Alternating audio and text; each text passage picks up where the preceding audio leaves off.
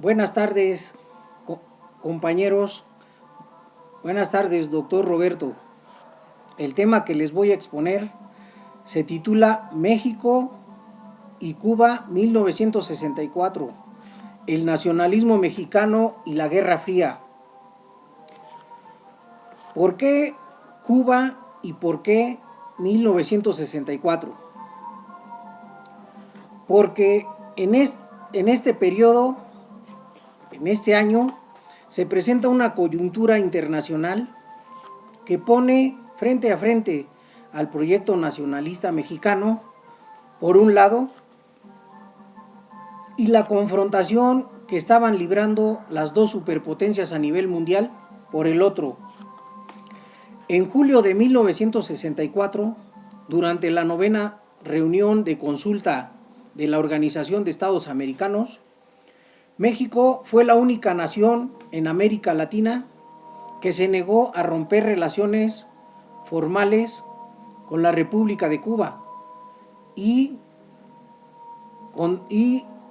decidió no condenar al gobierno del presidente Fidel Castro.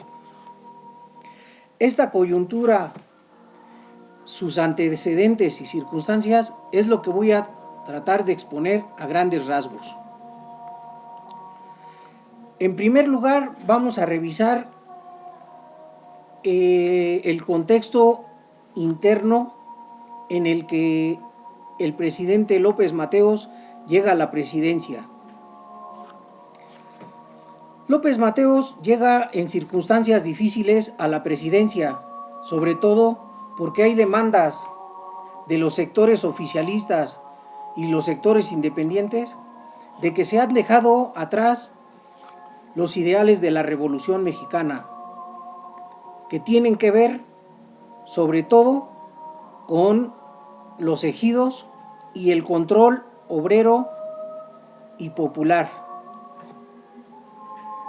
En este marco hay numerosas protestas de ferrocarrileros, electricistas, universitarios, sectores medios, que junto a las demandas económicas exigen también espacios de participación política más democráticos. Democratizar la vida política mexicana es una de las demandas centrales.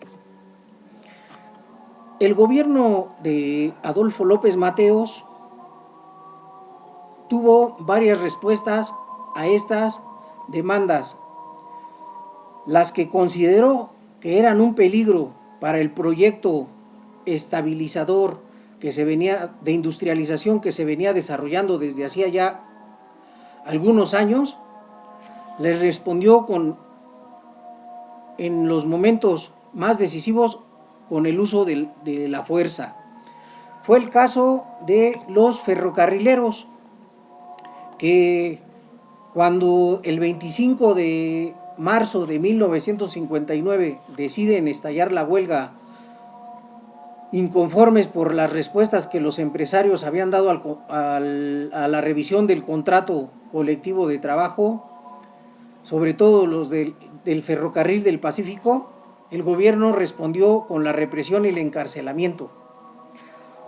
Otra respuesta violenta se dirigió a aquellos campesinos que, desesperados, habían decidido invadir tierras y optar por la movilización generalizada. También la decisión en varios casos fue la del uso de la represión armada utilizando al ejército. Fue el caso de la manifestación disuelta el 30 de diciembre en Guerrero de 1960, que se saldó con la muerte de 15 campesinos y numerosas personas heridas. También el movimiento magisterial del MRM, que buscaba más democracia en el sector educativo, fue reprimido. En general, avanzado el sexenio de Adolfo López Mateos, los movimientos más fuertes, los más que buscaban cambios más profundos y se oponían a las políticas del gobierno, fueron aplastados. Pero fueron un ejemplo de las dificultades que tuvo el gobierno de López Mateos, porque en buena medida muchas de las demandas tenían que ver con algo que ya se había venido proponiendo por los ideales nacionalistas. Entonces, de alguna manera, no obstante que los aplastó, también tuvo que hacer concesiones, y es con estas movilizaciones que se logran algunos avances importantes en materia de derechos sociales. Por ejemplo, la creación del Instituto de la Seguridad de los Trabajadores al Servicio del Estado, más recursos destinados a la educación y a la salud en general, algunos subsidios al campo y también una política de vivienda. Entonces, en estas circunstancias internas se encontraba el gobierno de López Mateos cuando se presenta esa famosa coyuntura de 1964, en la que la política exterior mexicana va a tener que hacer una defensa de los principios de no intervención y autodeterminación de los pueblos, la famosa doctrina Estrada, sin perder de vista que Estados Unidos veía con malos ojos que en diversos foros el gobierno de López Mateos considerara que la Revolución Cubana y la Revolución Mexicana eran similares y las dos eran dignas de admiración. La Guerra Fría, como sabemos, fue una confrontación de carácter mundial. A América llega y se manifiesta de diversas maneras. Con el triunfo de la Revolución Cubana, la alarma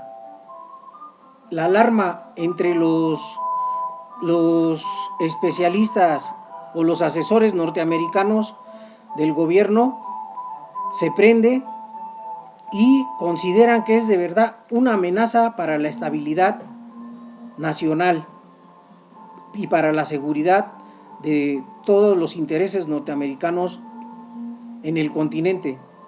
En ese sentido, comienzan a desarrollar una política que trata, primero, de desprestigiar el movimiento armado, segundo, de aislarlo, y tercero, de buscar una alianza entre naciones para después invadir la isla. En la quinta reunión de 59, en la OEA, México ya había fijado su postura de no permitir que se inmiscuyeran en asuntos internos naciones extranjeras y el respeto que cada nación tiene para decidir su gobierno. Pero es en la reunión de 1964 donde se fija firmemente la postura de México y se rechazan las pretensiones, sobre todo de Venezuela, que detrás tenía al régimen estadounidense, de aislar totalmente a la República de Cuba. México ofrecía que no iba a participar en el bloqueo y mucho menos en una pretendida alianza militar continental. Entonces, vemos que la política exterior mexicana en este periodo tuvo una gran participación en las decisiones internacionales y contribuyó a que por lo menos una nación no participara en el bloqueo a la República de Cuba. Muchas gracias.